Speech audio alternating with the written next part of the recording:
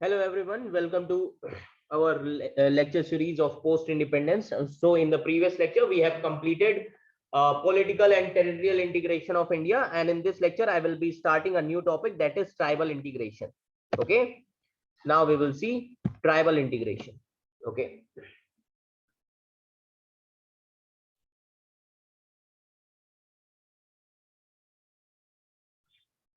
Tribal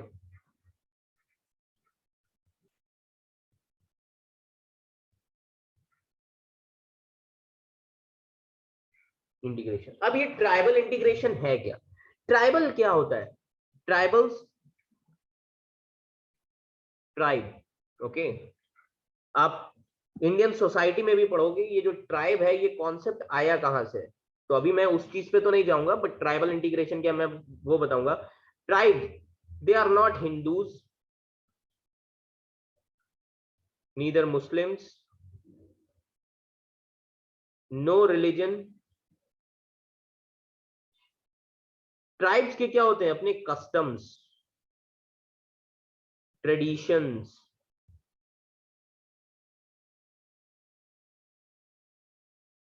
environment friendly,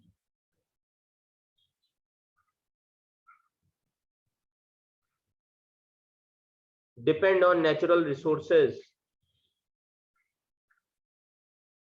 okay okay?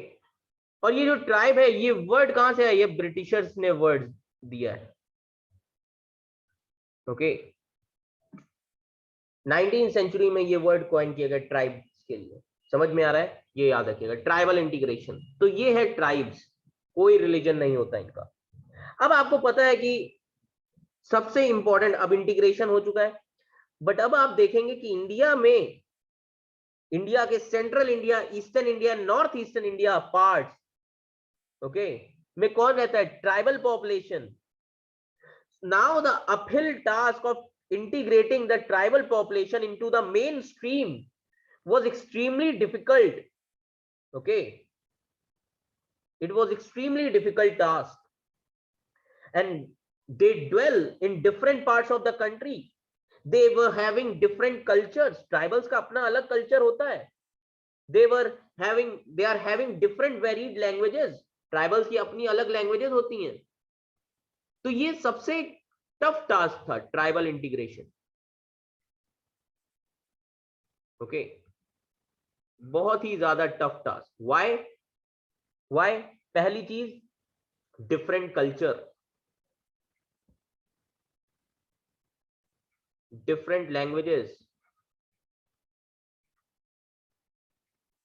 Then इनका isolated nature. अब इनको हमें क्या करना था? मेन स्ट्रीम में लाना था, और ये सबसे टफ टास्क था. And tribal population was spread all over India, and the greatest concentration, अगर आप 12th क्लास की ज्योग्राफी की एनसीईआरटी उठाएंगे, ओल्ड एनसीईआरटी, उसमें दिया हुआ है कहां पे कौन कौन से कितने ट्राइब्स रहते हैं, जो आपके लिए इंपॉर्टेंट है जीएस पेपर 1 में. So the tribal population, okay, was spread all over India, and their greatest concentration lies in Madhya Pradesh. सबसे ज्यादा ट्राइबल पॉपुलेशन कहां पे है?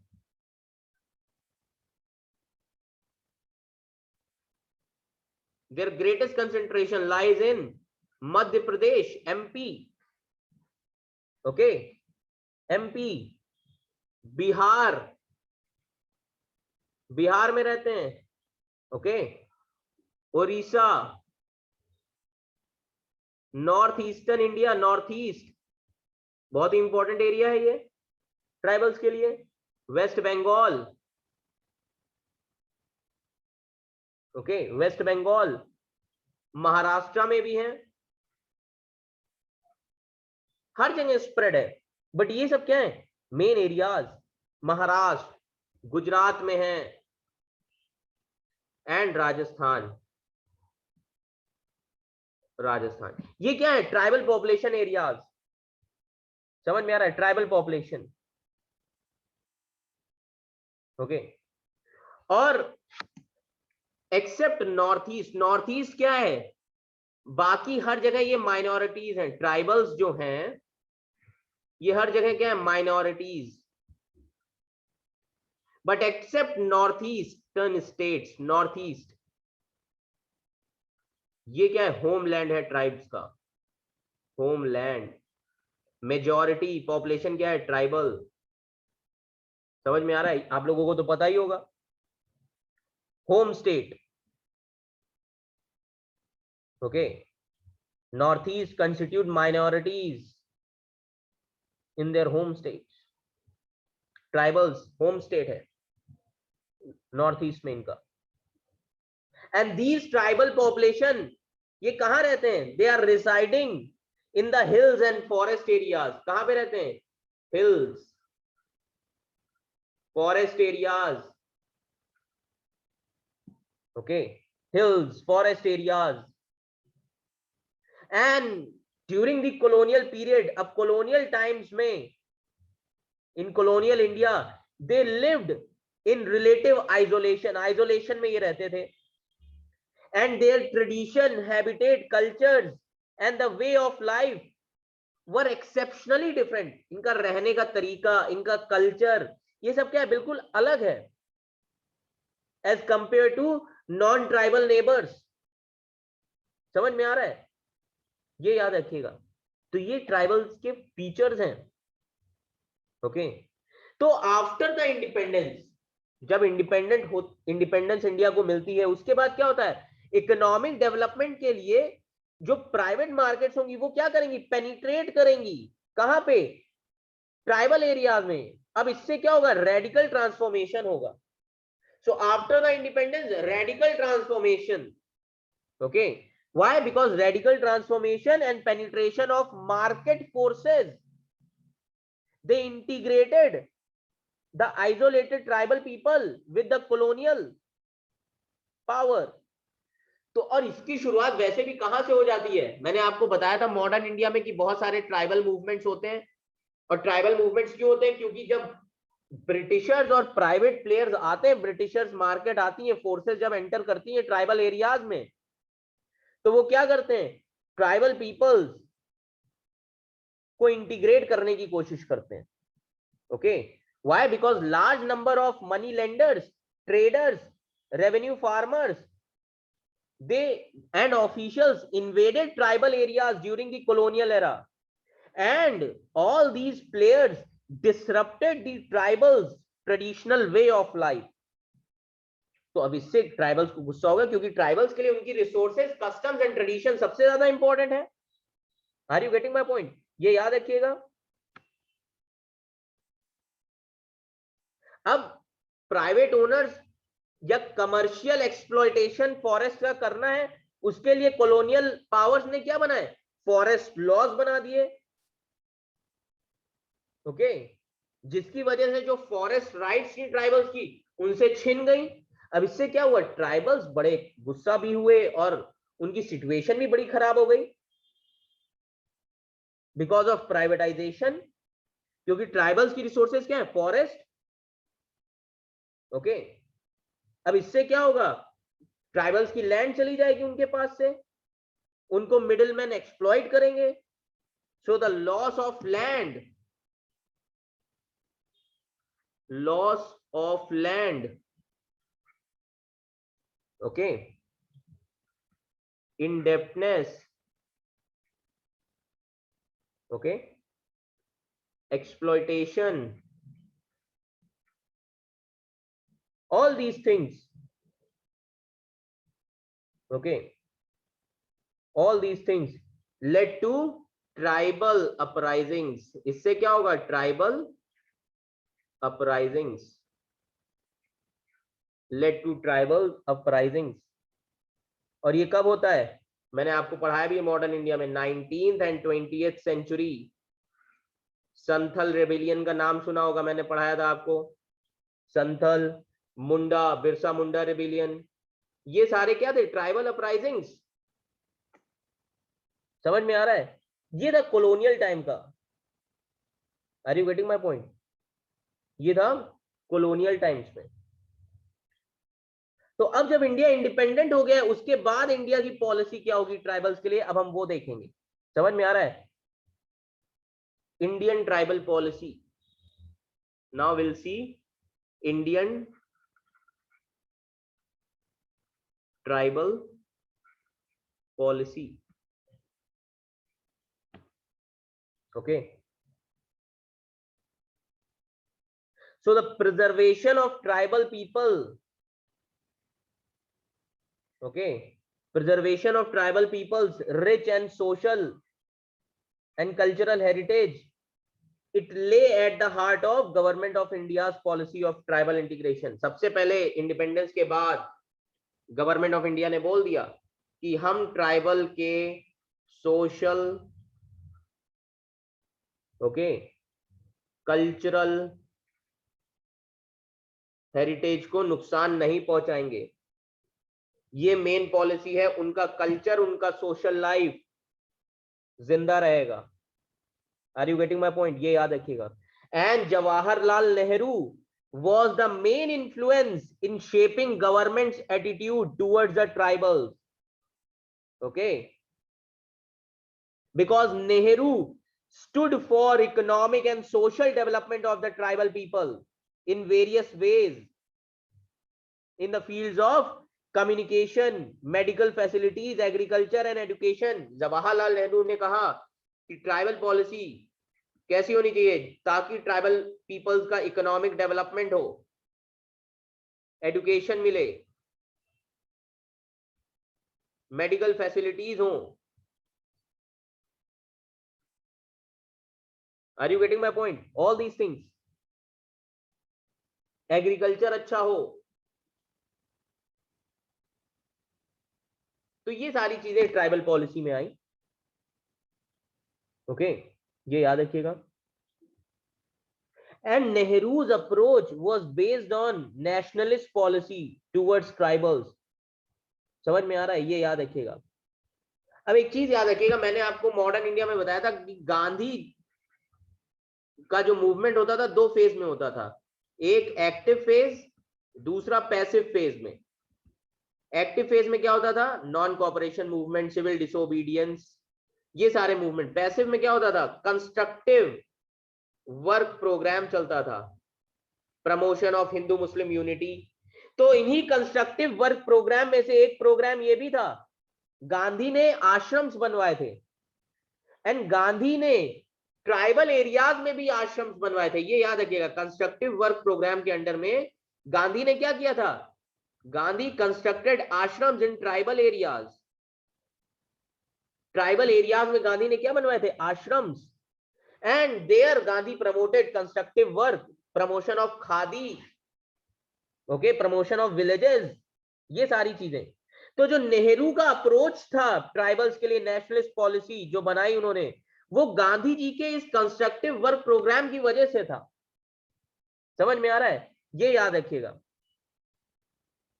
Okay, and finally after the independence, government of India, or you can say Nehru, okay, there were certain broad guidelines laid down by Nehru with the help of British anthropologist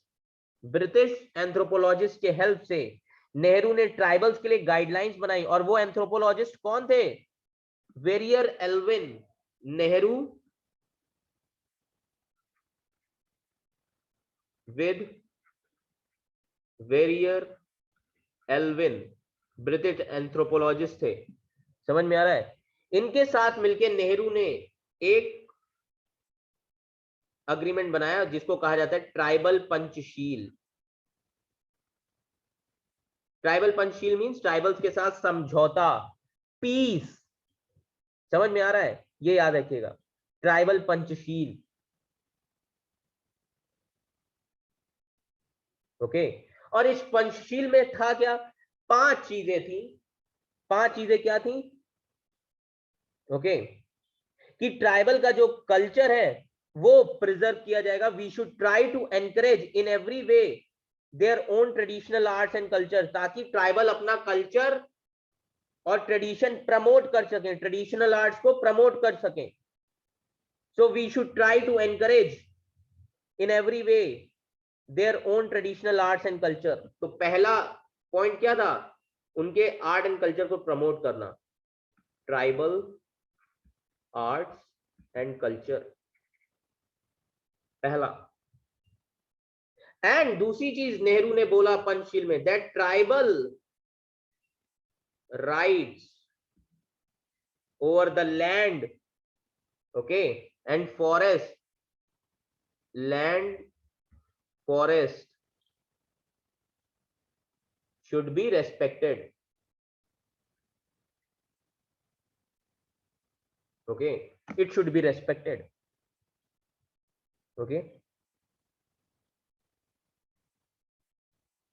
और तीसरी चीज नेहरू ने कहा कि हमें एडमिनिस्ट्रेशन बनाना चाहिए tribal areas में, ताकि हम ट्राइबल पीपल्स को ट्रेन कर सकें, ओके, और उनके एडमिनिस्ट्रेशन में उन्हीं के लोग काम करें। ये नेहरू की पॉलिसी थी, बड़ी ही अच्छी सोच थी ये, that we should try to train and build up a team of their own people to do the work of administration and development, okay। और हमें ट्राइबल एरियाज में आउटसाइडर्स को इंट्रोड्यूस नहीं करना चाहिए, इससे ट्राइबल्स को अच्छा नहीं लगेगा। ये नेहरू की पॉलिसी थी, okay. That means build up, train and build up a team of their own people, okay।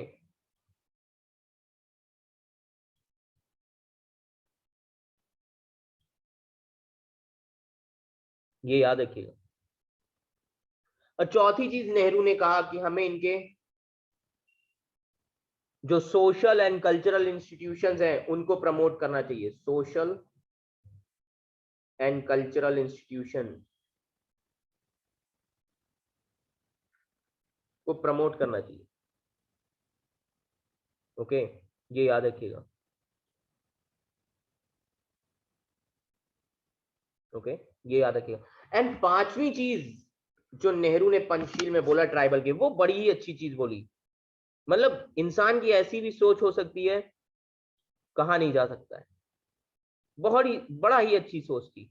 Nehru ने बोला कि हमें रिजल्ट्स को, कितना हमने पैसा खर्च किया है, यह स्टैटिस्टिक्स के बेस पे नहीं देखना चाहिए, बल्कि हमें देखना चाहिए क्वालिटी जो है ह्यूमन कैरेक्टर की, वो कितनी इन्वॉल्व हुई है ट्राइबल्स में, उसके बेसिस पे जज करना चाहिए। ये बड़ा ही अच्छा बात बोला, दैट वी शुड नॉट जज, we should judge result not by statistics or the amount of money that we had spent, but by the quality of human character that is involved, जो उनमें ह्यूमैनिटी क्वालिटी आया है, उस basis पे हमें उन्हें जज करना चाहिए। तो ये 5 पॉइंट्स हैं। Are you getting my point? ये याद रखिएगा, okay. And to give all these things, to give shape to government's policy, a beginning was made in the constitution also। so constitution में भी ट्राइबल्स के लिए क्या किया गया है? ट्राइबल राइट्स की बात करी गई है। यहीं पे मैं आपको पॉलिटी का बता देता हूं ट्राइबल से रिलेटेड। आर्टिकल 46 याद रखिएगा, आर्टिकल 46, आर्टिकल 46 क्या कहता है? that the state should promote with special care the educational and economic interest of tribal people, okay। ताकि ट्राइबल्स के साथ सोशल इनजस्टिस ना हो, एक्सप्लॉयटेशन ना हो। तो आर्टिकल 46 हमसे यही बोलता है कि जो गवर्नमेंट है, स्टेट है, उसको प्रमोट करना चाहिए स्पेशल केयर, एजुकेशनल और इकोनॉमिक इंटरेस्ट ट्राइबल पीपल का, ताकि वो प्रोटेक्ट कर सके ट्राइबल्स को सोशल इनजस्टिस से, एक्सप्लॉयटेशन से। ये कहता है आर्टिकल 46, ये याद रखिएगा। Are you getting my point? ये याद रखिएगा, ओके। तो ये सारी चीजें हैं ट्राइबल्स के लिए, ये ट्राइबल पॉलिसी थी, ओके। बट अगर आप रियल सिचुएशन देखें तो क्या हो रहा है? ट्राइबल पॉलिसी में बड़ी ही सारी चीजें, क्या हो रहा है? डिसमेल है, dismal performance, dismal performance of tribal policy. Tribal policy सही से परफॉर्म ही नहीं कर रही है, ओके। व्हाई? बिकॉज जो फंड्स एलोकेट किए जाते हैं वो सही से स्पेंड नहीं होते हैं ट्राइबल्स पे, पहली तो ये दिक्कत है। ओके, दूसरी चीज, administrative personal are either ill trained or prejudiced against tribals. तो जो एडमिनिस्ट्रेटिव पर्सनल है वो भी ट्राइबल्स पे ध्यान नहीं देखते हैं, या तो उनको ट्रेन नहीं किया जाता है, या उनका एक स्टीरियोटाइप बना हुआ है ट्राइबल्स के अगेंस्ट में। ओके, तीसरी चीज, ट्राइबल्स को जस्टिस, डिनायल ऑफ जस्टिस, कोई भी उनकी सुनता नहीं है, डिनायल ऑफ जस्टिस, तीसरा major problem tribal policy. And this is a major handicap from which tribals suffer, which is a denial of justice, because the tribals, they are unfamiliar with the laws and the legal system. That is why they are denied justice. Then the violation of strict land transfer. Yes, tribals की जो land है वो क्या हो रही है, private owners के हाथ में जा रही है, वॉयलेट हो रहा है tribal rights. Then the rapid extension of mines and industries, mines और इंडस्ट्रीज की जो बढ़ती जा रही है, इससे क्या हो रहा है, ट्राइबल्स की राइट्स चली जा रही है, ट्राइबल्स की जमीन छिन जा रही है। Okay, and the progress of education among the tribal people has been slow, progress बड़ा ही स्लो है एजुकेशन में। और ट्राइबल्स को एक्सप्लॉइट कौन करते हैं, forest officials. This is the major drawback, exploitations from the forest officials and the unsympathetic attitude of the officials towards the tribals. Are you getting my point? ये याद रखिएगा। तो ये क्या है, ट्राइबल पॉलिसी के ड्रॉबैक्स हैं। That is why dismal performance of tribal policy. Okay, ये याद रखिएगा। सो ये क्या था पूरा ट्राइबल्स का, क्या क्या नेगेटिव चीजें हैं, ड्रॉबैक्स हैं। तो ये है आपकी tribal policy after the independence. समझ में आ रहा है, ये याद रखिएगा। ओके, तो अब ट्राइबल्स को इंटीग्रेट कैसे किया गया, पॉजिटिव डेवलपमेंट क्या किया गया, एक तो ट्राइबल पंचशील आया, दूसरा पॉजिटिव डेवलपमेंट क्या किया गया इंडिपेंडेंस के बाद among the tribals.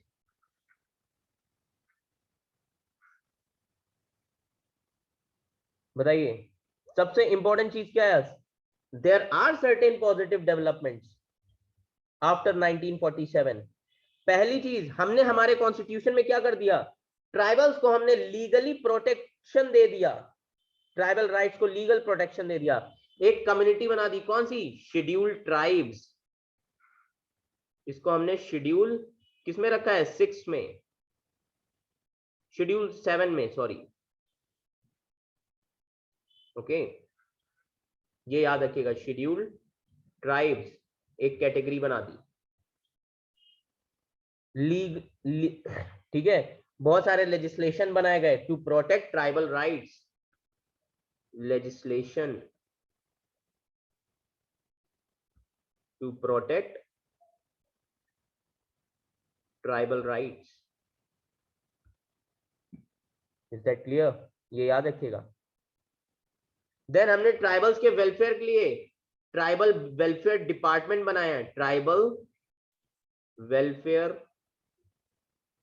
Department for the welfare of tribals. Okay, ये याद रखिएगा। तो ये सारी चीजें क्या है, पॉजिटिव डेवलपमेंट्स। देन कॉन्स्टिट्यूशन में रिजर्वेशन दिया गया है in jobs also, reservation for STs. समझ में आ रहा है। देन ऑर्गेनाइजेशन इंस्टीट्यूशन बना है, national commission on scheduled tribes, constitutional commission है ये। और इसको सीधे ये कमीशन किसको रिपोर्ट करता है, सीधे प्रेसिडेंट को। समझ में आ रहा है, ये याद रखिएगा। तो ये सब क्या है, ट्राइबल इंटीग्रेशन के लिए लॉज हैं। समझ में आ रहा है, तो ये याद रखिएगा। So this is all about your tribal integration after the independence. Is that clear? I hope आपको समझ में आया होगा एंड आपको नोट्स मिल जाएंगे। ओके, तो thank you class, thank you so much.